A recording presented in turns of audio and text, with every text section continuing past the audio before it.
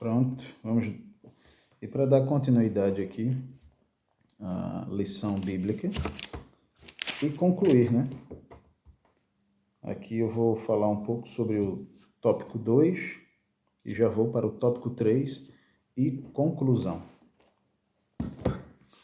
Ora bem, no tópico 2 aqui da lição, que é concernente às abominações do templo, diz o seguinte: passamos pela imagem de ciúmes, que eu mencionei no vídeo recente, no anterior. Tópico 2.2, o culto aos animais e aos répteis. Eu falei acerca da idolatria, a idolatria de Israel. Então, em dando continuidade, fala aqui o Ezequias Soares sobre esse culto pagão que apresenta o seu aspecto secreto e clandestino. Nessa visão, o profeta precisou cavar um buraco na parede para ver o que se passava nas câmaras do templo, ou seja, uma referência que era o que os sacerdotes faziam às escondidas no interior do templo. Aí Deus fala ao profeta Ezequiel sobre essas abominações. Eu falei em outro momento que abominação é algo inojável, é algo que causa repulsa, é algo que nos causa a sensação de nojo, né? Por ser algo que não é aprazível. Aí aqui a palavra é essa, que é usada para essas atitudes dos sacerdotes, que Deus chama a atenção do profeta Ezequiel para que essas mensagens sejam passadas para o povo. É como se fosse a explicação de Deus em dizer, olha, isso levou, né, essas desobediências, essas rebeldias e pecados levou à desestabilização do povo, à imoralidade e à desobediência à minha palavra. E como consequência veio o castigo. Mas vamos lá.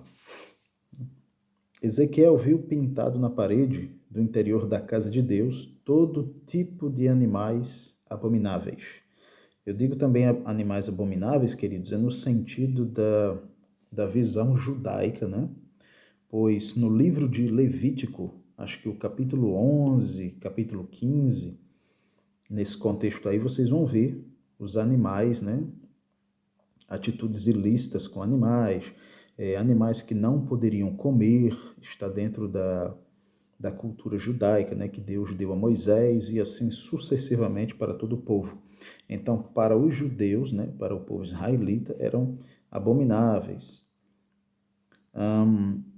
Além de répteis e dos ídolos do povo, a zolatria significa adoração aos animais. Ela é típica dos egípcios, que viam neles mais que símbolos ou emblemas. Eles os consideravam receptáculos das formas do poder divino. Ou seja, a cultura egípcia antiga, ela tinha eram deuses híbridos, né? Provavelmente Israel, pelo tempo que passou no Egito, né? Antes desse período, ali por volta do século XV ou XIV a.C., quando Israel estava no Egito, eles aprenderam, né? Aquela geração, aquele povo aprendeu a cultuar também os deuses pagãos, né? Os deuses egípcios naquela época, naquele período. E muito provavelmente, muitos do povo, né? Muitas pessoas do povo ainda continuavam com essas práticas. Não é à toa que Deus vai chamar a atenção do povo por causa de sua idolatria. E no que é apresentado aqui pela lição, né, pelo professor e pastor Ezequias Soares, é uma crítica que se faz à zoolatria, ou seja, a idolatria através de animais. Não animais em si, os animais, né, mesmo, mas é uma representação desses animais em forma de ídolo, em forma de um tipo de Deus, entre os quais está a cultura egípcia antiga, que não havia somente esse ponto da idolatria, mas também os deuses na cultura egípcia eram uma representação do que era a sociedade egípcia na época. Era representação também do povo, muito embora a população reconhecesse os seus deuses. Mas eu não quero entrar em muitos detalhes porque é muito conteúdo e não dá. Mas vamos lá, o próximo ponto, ainda do tópico 2, eu já vou para o tópico 3. os 70 anciãos. O ancião em hebraico é zakan, ou zakan, literalmente significa idoso, e essa palavra em grego é presbiteros, ou seja, o mais velho. Ambas palavras se referem tanto às pessoas mais velhas, como também aos líderes comunitários, que nós podemos ver aqui em Ezequiel, no capítulo 7, versículo 26. Como diz aqui, o Ezequiel 7, 26 diz aqui assim: miséria sobre miséria virá, e se levantará rumor sobre rumor. Então buscarão do profeta uma visão, mas do sacerdote perecerá a lei, e dos anciãos o conselho. Ou seja, o que é que o profeta Ezequiel está chamando a atenção aqui, no capítulo 7, versículo 26? Ele está dizendo que miséria, rumores, ou seja, reclamação, falas, então buscarão do profeta uma visão. Que profeta? Talvez uma referência a ele mesmo, ao profeta Ezequiel, né? Quando o povo realmente cai em si, abrir os olhos. E olha, profeta, precisamos de uma mensagem, nós agora acreditamos, mais ou menos assim para que nós possamos compreender. Mas do sacerdote perecerá a lei.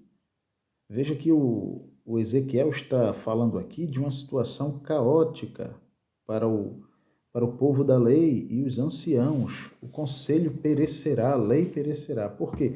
Porque eles não poderiam fazer nada, absolutamente nada, pois o castigo era iminente e Deus ainda iria permitir que muitas outras coisas acontecessem para que o povo caísse em si, que eles estavam errados, que eles estavam distantes de Deus, do Todo-Poderoso, do Deus que os libertou do Egito e que agora, por sua rebeldia e desobediência, permitiu que viesse o cativeiro babilônico. Mas ainda há esperança, né? É isso que nós compreendemos no texto. Se tiver o verdadeiro arrependimento. Então ele fala isso. O termo é usado ainda para príncipes, como está lá em Isaías capítulo 3 e o versículo 14. Não vou ler porque senão vai ficar muito estendido. Não se tem informação detalhada sobre os 70 homens dos anciãos da casa de Israel, e nada há nas escrituras que indique ser uma referência ao Sinédrio. Quanto a Jazanias, filho de Safã, há pelo menos 4 personagens com esse nome no Antigo Testamento.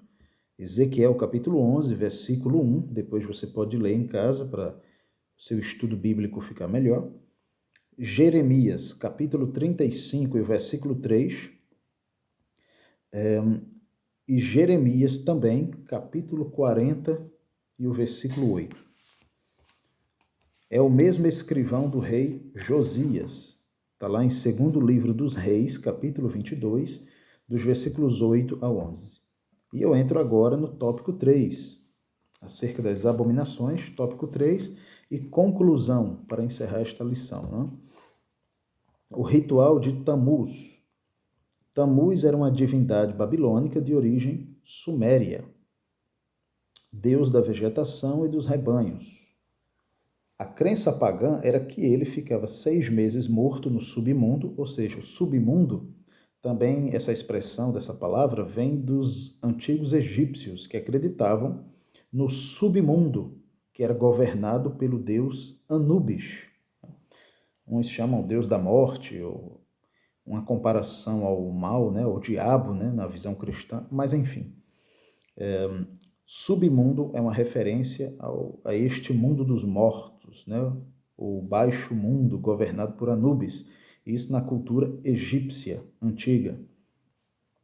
Então, havia essa crença também de origem suméria, na Babilônia, na qual Tammuz era o deus, né, um dos deuses principais da Suméria, que era o deus responsável pela vegetação e pelos rebanhos, né, o desenvolvimento, pelo crescimento, e com isso o povo estaria em paz, estaria bem, né, segundo a crença. Assim era realizado anualmente um ritual de lamento pelas carpideiras. Carpideiras eram um grupo de mulheres que iam lamentando, chorando, seja nos velórios, né, nos sepultamentos, nesses períodos agora também de pedidos aos deuses, né, para que viesse chuva, para que houvesse uma boa colheita, para que os animais crescessem, enfim, etc. Elas eram usadas nesse sentido. Em favor de Tamuz, elas lamentavam, choravam, né?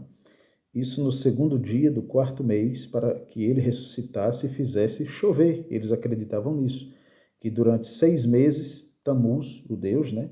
E Tamuz também hoje, no calendário israelita, é entre os meses de junho e julho, é o mês de Tamuz, em Israel. Então, eles acreditavam nessa época, né? Os babilônios, os sumérios, que esse Deus, Tamuz, estaria morto por 6 meses.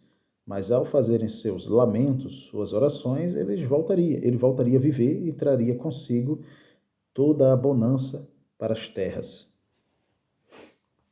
Era uma adoração, havia também um sincretismo, né? Depois havia uma adoração, né? A Yahvé e ao mesmo tempo a Tamuz, é um sincretismo religioso aí, como compara Ezequiel capítulo 8, versículo 1 em diante. Os hebreus, depois do cativeiro babilônico, deram ao quarto mês, como eu disse há pouco, né, do calendário religioso, o nome de Tamuz, que fica entre junho e julho. Tópico 3.2, os adoradores do sol. O profeta Ezequiel viu cerca de 25 homens de costas para o altar, ou para o templo também, e virados para o oriente, adorando o sol. Era uma afronta a Deus. Moisés havia alertado o povo a respeito desse tipo de idolatria também. Olha só o que diz aqui em Deuteronômio capítulo 4, versículo 19.